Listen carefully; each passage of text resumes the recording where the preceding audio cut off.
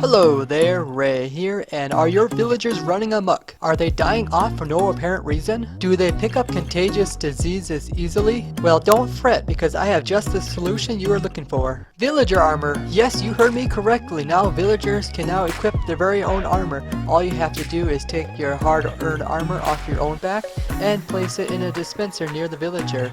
Once you have the armor inside, you can activate the dispenser with a lever, and this will cause the armor to dispense onto the villager.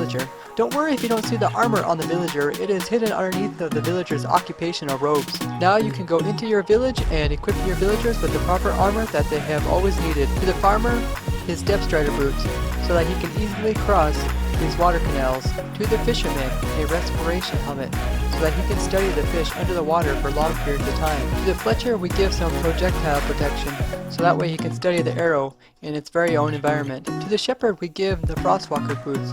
That way he can cross the water here, so he can easily get back to his own village. To the librarian, we give him fire protection, in case his library ever catches fire. And to the armorer, we give blast protection, that way he can try out all his different armor. And to the leather worker, we give some thorns armor, that way he can work on his saddles without being attacked from behind. To the butcher, we give some protection armor, to protect him from cutting himself with the knife. To the weaponsmith, we give some unbreaking armor, so that he can test out his weapons on the armor. To the toolsmith, we give Aqua Affinity, so that he can test his tools on the surface as well as underwater. To the cleric, we give Feather Falling, so that he no longer gets injured when he falls off the steeple of the church. Have some baby villagers in your village? Don't worry, one size fits all with this armor.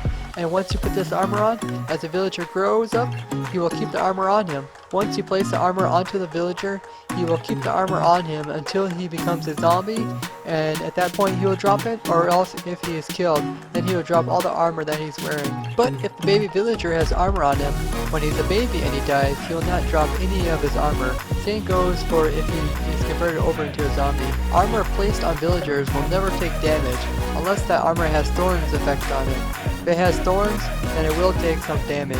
Just by putting some protection armor on this villager that has thorns, this villager can actually kill off a large amount of zombies just by using the thorn effect of its armor.